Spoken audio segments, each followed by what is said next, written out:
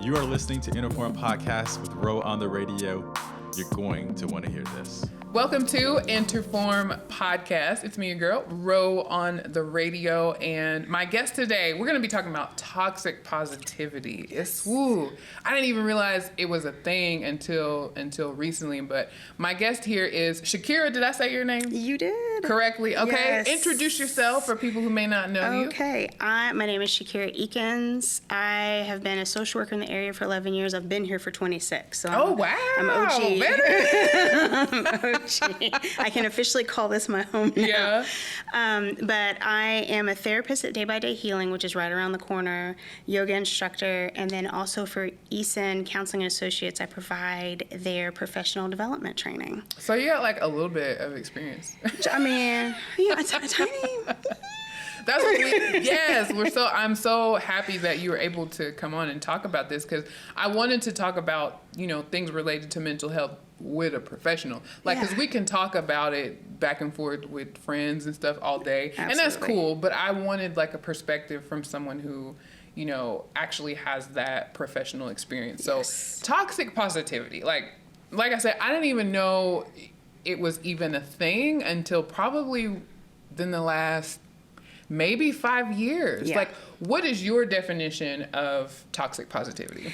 So toxic positivity is, my definition, and of course, I'm a presenter and a researcher. I'm not a researcher, but I'm a presenter, so I like to have sources. So everything that I've read about it and experienced with it is just when positivity is taken too far. And a lot of people, I first really started to experience it when I worked hospice as a hospice social worker, learning how to talk to people about grief, teaching family members how to talk to people about grief.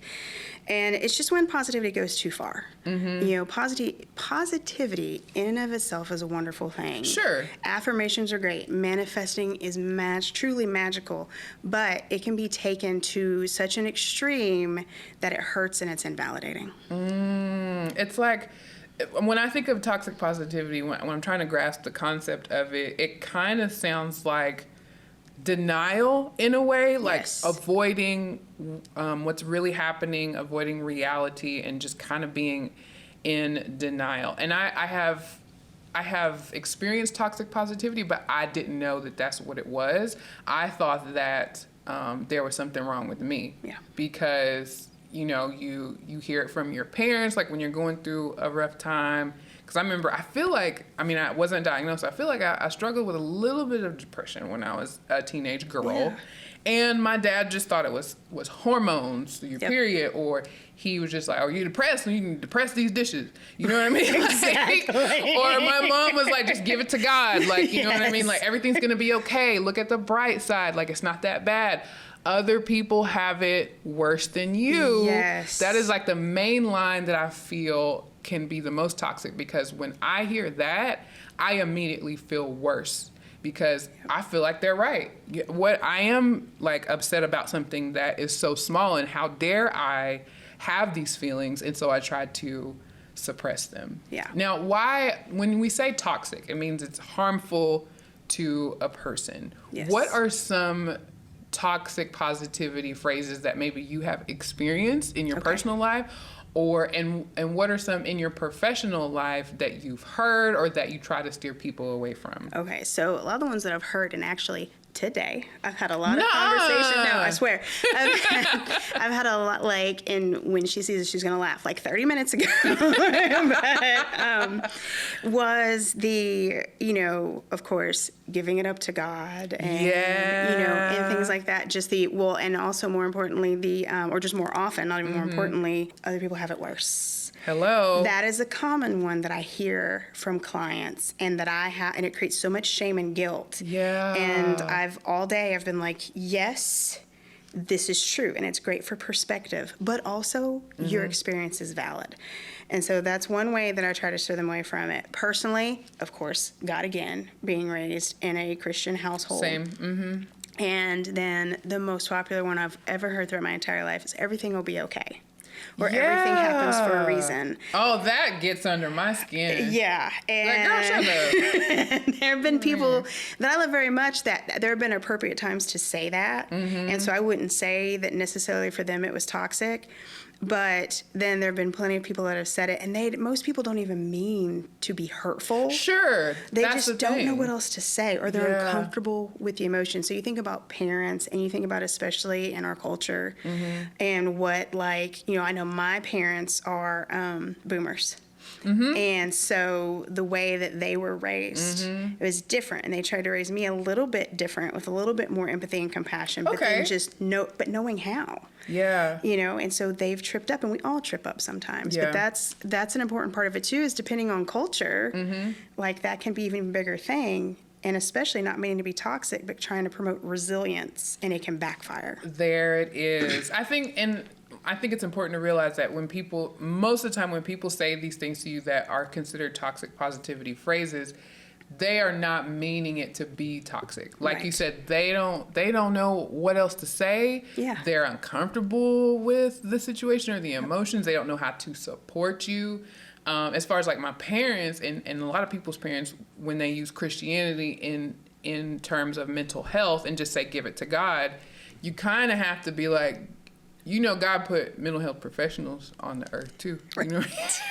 But like for us, like for Black people, we don't go to see a therapist. Like, not as often that's as we for rich should. people. Right. Or that's for white people. We don't have time. We don't have time for that. We barely go to the doctor. That is our business. Yes. That's nobody No one else's needs to know their business. We will take care of it. Exactly. Yes. But I think that's not their fault either. That's what they've been conditioned to learn. Right. Because the farther back they go, their area, the circle of trust that they had, experiencing racism was very small. Yeah. So they're only teaching us, what they knew. Right. How can we be better? Like say I'm a friend and my friend comes up to me and she's having a rough time, and she wants to talk to me. How do I keep from using these toxic positivity phrases? Absolutely. Like, I don't know sometimes I really don't know what to say. Yes. I often think of, and I saw it in graduate school, you may have seen it too, Brene Brown has a really short snippet about empathy versus sympathy. And it's animated, and it's amazing. When I was teaching, I showed it to people. I've had different clients look it up. But I love it because often we don't know what to say. And sometimes just being there with people, validating. Validating is my number one go-to. I do it with my clients. That sounds really hard. Yeah. I'm here with you. Yeah. It can be as simple as that. That sounds way better. Yeah, and what do you need from me? Do you want to talk out solutions, or you want me to just sit here and listen, or just sit here and be with you? We can be uncomfortable with silences. I mean, even me, I love to talk. I talk constantly. But learning how to be okay with silences in my sessions has changed the game for me as a therapist, because people have a time to sit, and then more things can come out, and people can really express what they need from you. So you really need to feel those feelings. And Yes. I think part of where the toxic positivity phrases come in is that the person that you're venting to doesn't want to see you upset. Right. So they're trying to get you out of this mood that you're in. Yes. When in reality, it's healthier for you to be in that mood and feel all these feelings so that you can progress forward. Because I feel like what we do is continue to suppress it and push it down. Yes. And move past it, and we think that we're supposed to be happy all the time. Yes. And that's not the case.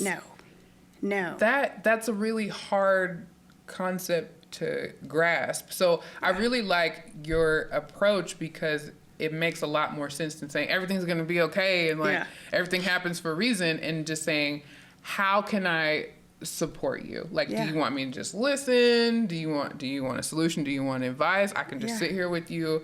But I think validating someone's experience is so important, because the problem with toxic positivity is that you're telling me that I shouldn't be feeling the way that I'm feeling. Right. Which is going to make me feel 10 times worse. Yes. Where do these toxic positivity phrases come from the most? Like, would you say coworkers? Would you say That's a good friends? question. Would you say family? It depends on what you share, because sometimes people don't share at work. It depends on what you share. It depends on where you work, right? Like I work with a bunch of therapists. So it's like you practice on each other? We are a validating group of people. Yeah. Let me tell you, in both clinics, I have worked with some of the most amazing people that I know, and we're just like, what do you need? You know, we are like that. I would say for a lot of people that I've talked to, it's been family. Mm-hmm. Depending on the family you grow up in, and it's been, you know, some friends. It depends on who you spend time with, but family is what I have been told the most from people. The people you spend the most time with, probably. Yeah. And depending I've on the seen age it at of work life too. Yeah. Depending on what the tragedy is, right? Because some people don't share everything with their coworkers, but if a family member died, you obviously have to tell your coworkers that you got to take off work. And so they may feel an obligation to offer these words of encouragement. Absolutely. Okay, so let's take it back to the other end. Okay. If I'm the person who's receiving this toxic positivity and I recognize it, how can I let someone know my boundaries without being rude or unkind? Like, how can I let someone know that you telling me everything happens for a reason is not helpful? Yeah. I don't want to hear that. I don't want to hear that. Sometimes we gotta be that direct, right? Like sometimes we're like, you are not helping me. Exactly. It depends on the person. But, you know, just being able to say something as simple, like if it's a relationship that you really put a lot of work into. Yeah. Or at least you don't want to make worse, because they can go either way, right? Being able to say, I appreciate that you're trying to be here for me. That phrase isn't working, or that phrase isn't quite it. I mean, just depending on how you say it. So I would say, you know, I appreciate you being here. Yeah. I need you to just sit with me. You know, I've said that with people I really care about, or I need you to hold me, or I just need you to be here. Yeah. You know, or I just need you to listen. And so being able to say, I appreciate, and then I need. Yeah, that sounds a lot better than what you said was stupid. Right?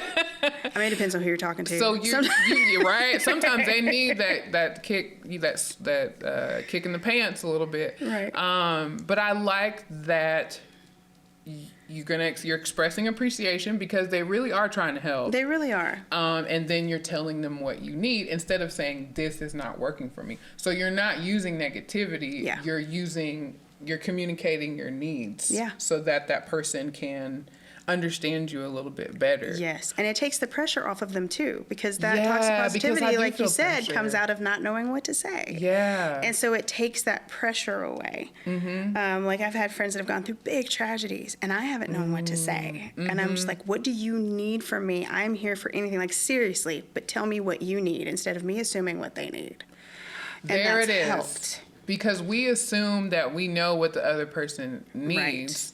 And when we assume this, is it based on, you think we assume based on what we've been taught or what we need, instead of learning how to empathize or communicate with the other person? Because I think that's what I do, is like, if that had been me, girl, like, if, you know, like if my friend tells me she broke up with her man or something, I'm definitely going to be that friend I'm not going to say everything's okay and blah, blah. I'm going to be like, girl, you're too good for him anyways. Like, it wasn't even working. You weren't happy. You need to go out with me this weekend. And I'm about progression and moving forward. Yes. But sometimes people aren't ready for that. Yeah. And they need something different. So I think, where do you feel like our responses come from?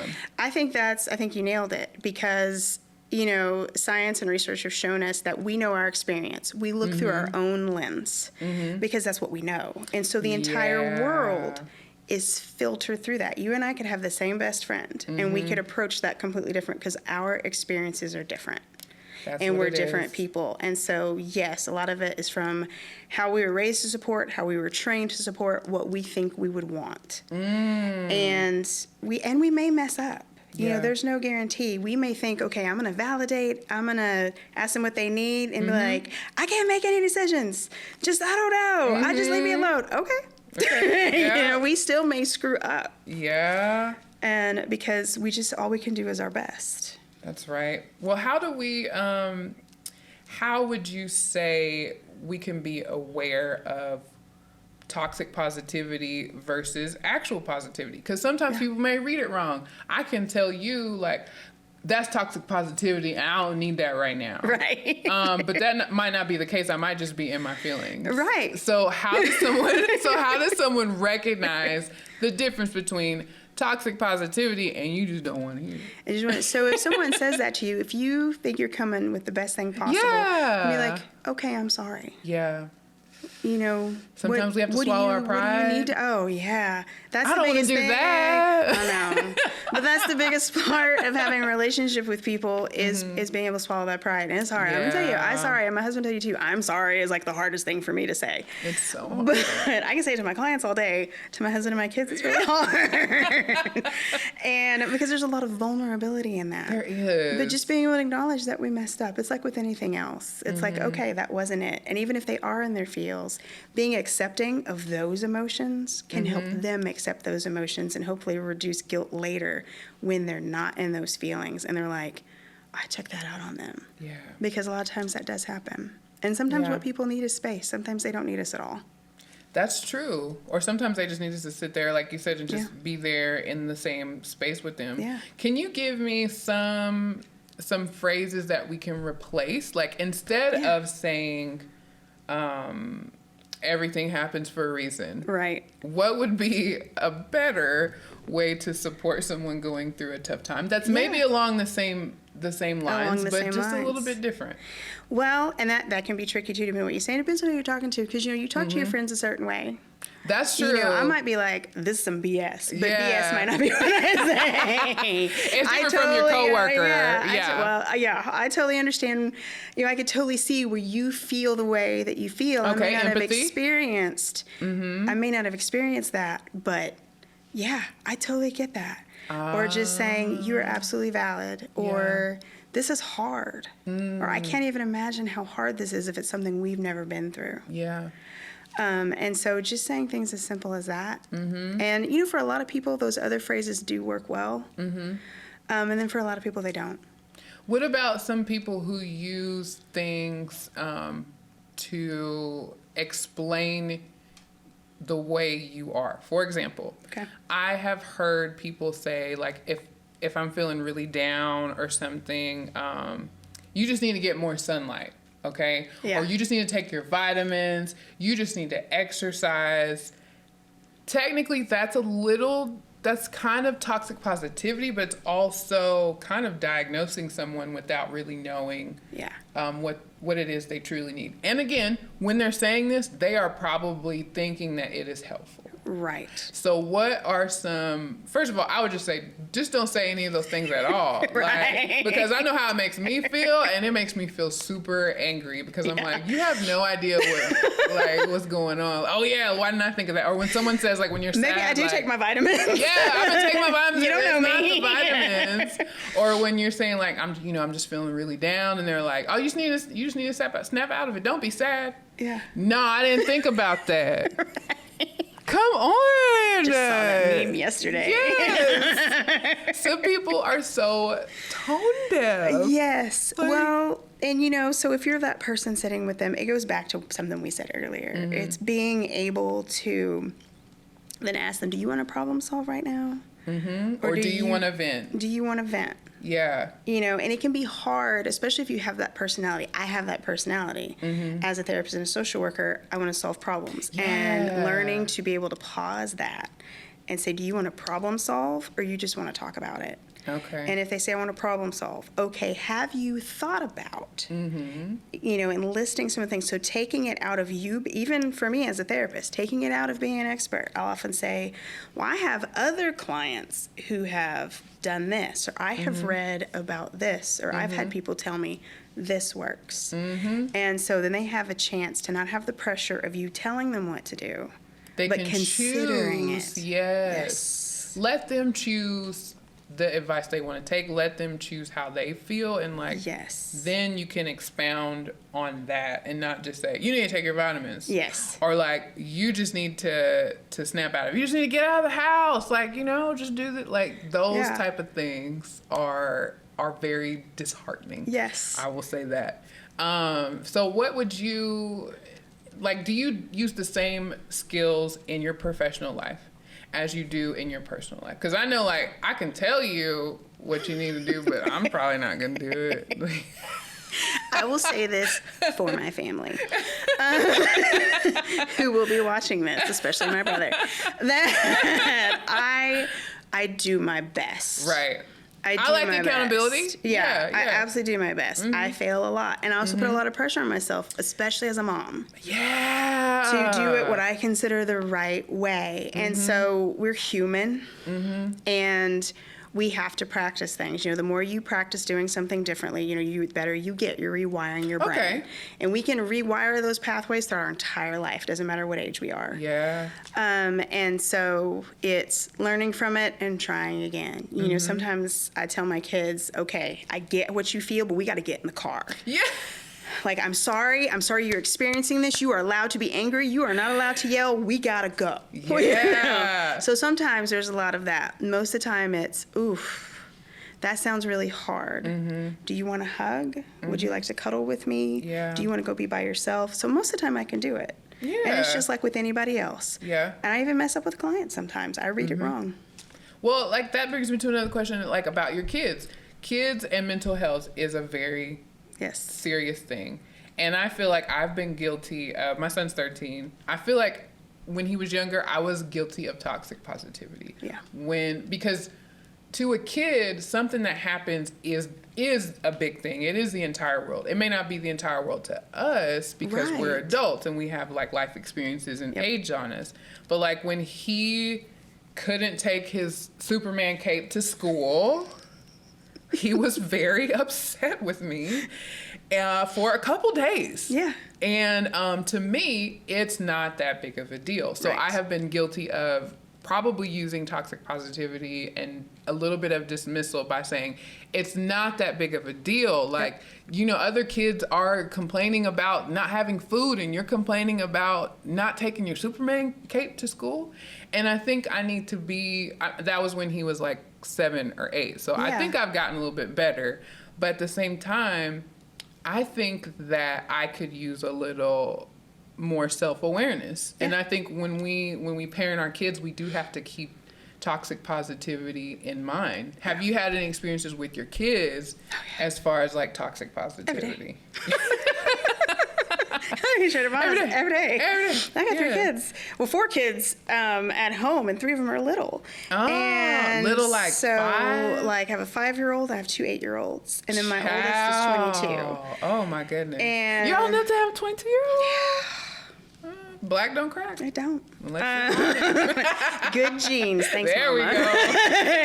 And so, but yeah, and so there's 3 littles, and that's a whole. They're all Type A. My entire house is a bunch of Type A personality. Really? We are insane, and so trying to navigate all that, and so where I have the biggest struggle is when they fight with each other, and it's a big fight. I've started pulling back and letting them work it out as long as they're not duking it out. Letting them work it out, and that saved me some stress, and they've actually developed some better skills.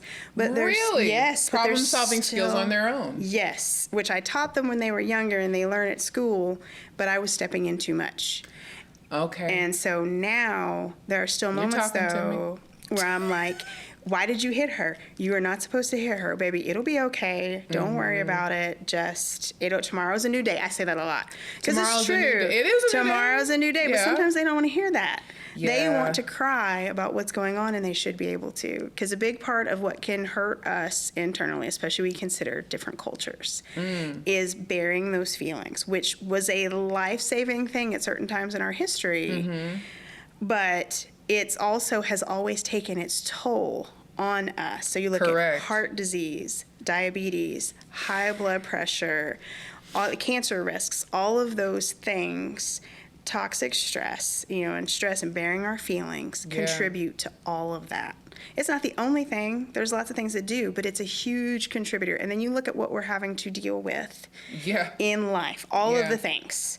All of the things that have come with all the things that are going on and continue to go on. Yeah. Because I think the first time I reached out to you, we actually had rights. Yes. Yes. We did. We were just worrying about a pandemic. Gee whiz. And regular racism. Like, yeah. Gosh. And so, so that compounds it. Yeah. And so being able to give ourselves the space to express those feelings and feel those feelings and validating for each other can help bring down the intensity. Will those feelings go away?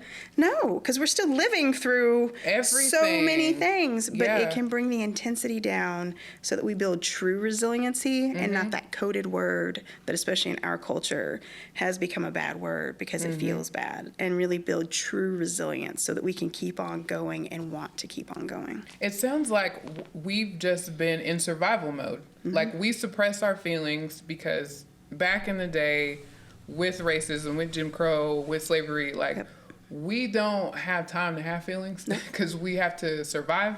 Yeah. But then it's taking us a long time to get out of that particular survival mode mindset. Yeah. And then I will say, like, as a Black woman, being a mother, being a wife, being a single mother, like, there's always this perception that Black women are just like these superheroes, right? We don't have time to have these feelings and, like, wallow in pity or in our feelings. Like, we gotta be on it all times. We don't have days off. Yeah. We gotta raise kids. We gotta have a career. And I don't think that perception is healthy. Right. I think that we start believing it too, because people believe it too. Like, oh, you're a Black woman, you're fine. Right. You're resilient. Like, you're strong. And maybe we kind of start believing that too. And it's like, oh, well, I mean, since I'm a Black woman, I have to deal with this. It becomes part of our identity. Yeah. And we start saying toxic positivity phrases to ourselves. And soaking it up and buying the things and having it in the notebooks and everything else. And sometimes it can feel good. Yeah. But then sometimes we're hurting ourselves. Affirmations, some of them are good, but some of them might be toxic, depending on the situation that you're actually in. You have to allow yourself space for that. So, like, in conclusion, what I hear you saying is how to support someone without using toxic positivity phrases is to start by asking them what their needs are. Yeah. Because I feel like we don't do that.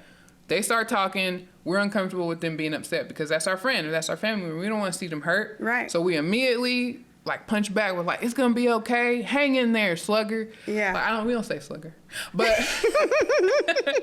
but instead of that reactionary, like, hit them with the positivity. Yes. Take some steps back and ask questions about what their support needs are. Yeah. And also letting people have that space to actually feel those feelings, because even though those feelings are unpleasant, it is healthier for them to feel all of it and not suppress it. Yes. Would you say that? I would say that. And again, you think about the intensity, because for some people they want a distraction. Right? Because they've been in it for a long time. Mm-hmm. But that goes back to taking ourselves out of it. And that's a good shortcut to think about. I'm going to take myself out of this. Yeah. And being able to say, this sounds hard. Mm-hmm. What do you need? Because they may tell us, I need some positive words. I need you to take me out. Mm-hmm. I need to laugh. Mm. My best friend, my role for her is to make her laugh when bad things happen. Yeah. And I need know funny videos on Instagram. Yeah, I've learned that about our friendship over the years. We've been friends for almost 30 years. Oh, and wow. So, and another really close childhood friend, she needs problem solving because that's how her brain works. And I've learned that about her. Over the years, because we've been friends for over 30 years. Yeah. And so there's, like, love languages really for dealing with toxic positivity in situations. Absolutely. But yeah, being able to take ourselves out of it. If we remember, I'm going to take myself out of this, which means what we're feeling, what we think is right, then that can help us, whatever words we say, or whether we say words at all, it can help us be there for other people in a way that's more validating. And last thing, because this is so juicy, I don't want to stop talking. I know. But another avenue of toxic positivity is, like, making the situation about ourselves. And I do that, but not intentionally. So if my friend is talking to me about a guy that she broke up with or like that she's having problems with, I'll be like, girl, me too. Like, yeah, you know, when I went through this and I was going through this, like, this is what happened to me. And the reason I do it, and I'm a little bit more mindful of it now, but the reason I do it is because I want her to feel like she's not alone. Yes. And this is how I handled it when I was in that situation, and maybe this will help her too, because I understand where she's coming from. However, sometimes that is not helpful because you are making someone else's trauma or situation about you and not about them. I do the same thing constantly. I have to constantly be conscious of it in sessions, with friends, even with my husband. And so being able to either catch yourself or just turn it right back around. I'm like, but you know what? Tell me. I totally diverted. I am so sorry. Admit to what you're doing. The accountability. You know? And then some people want that because part of that is conversation, right? Yeah. Sharing things back and forth. And so it may depend on the situation. You may mess up. But if you know that you're that kind of person, I try to slow myself down and catch myself as much as I can. It depends on what we're talking about. If it's something big and serious, I keep my mouth shut. Yeah. If it's something just mundane, you know, about a Monday or whatever, then it's a back and forth conversation. But I try to zip it more often than not, and I fail. I do too. And a lot of times I just apologize. I'm like, you know what? I'm sorry. I made this about me. So learning to accept it or learning to recognize it and take accountability for it while it's happening will help you. Yes. And help the other person. person. We're going to screw up. We're so afraid for many different reasons to mess up. Yeah. And it's okay to mess up. Admitting that we've messed up can strengthen relationships. You said a word. I'm going to have you back on. Yeah. Shakira, thank you so much. Tell everybody where they can reach you or maybe learn about what you provide, your services, where you work or anything like that. So I provide therapy. My primary focus for therapy, of course, people of color and LGBTQ individuals. Nice. Anxiety, depression, trauma are the main reasons that people come to me. I am a trauma specialist. And so at Day by Day Healing is where you can find me for therapy. I generally have a waiting list. But don't let that stop you because you never know when that might clear up. And especially for those two populations, and I say two because I group all of us people of color together. Those populations, you know, those are the populations I feel most passionate about. I serve everyone, but those are the populations I feel most passionate about and make up the majority of my clients. I also teach yoga on Thursdays. Come on! At Day by Day. That's great for mental health. Yes, and especially the way I do it, I try to honor culture as much as possible. So honoring Indian culture, South Asian culture, using Sanskrit when my brain wants to work correctly, and including all 8 limbs of yoga because that's what I was taught in my program. And so I do yin yoga in the morning for BIPOC and LGBTQ, which is a very nurturing form of yoga. You hold the pose. It's also great if you work out a lot or you have a lot of activeness. Yin slows you down and it stretches out those tendons and repairs the body. So that's Thursday mornings at 9. You can join me virtually with your camera off or in person at our yoga studio. And then I just have a slow flow in the evening. We're building a really great community there of diverse people. And I say that we're more rowdy. We're rowdy. Like, we'll talk about books. We'll do all kinds of, sometimes we talk for 15 minutes and then we really get into yoga. And there's always a meditation at the end.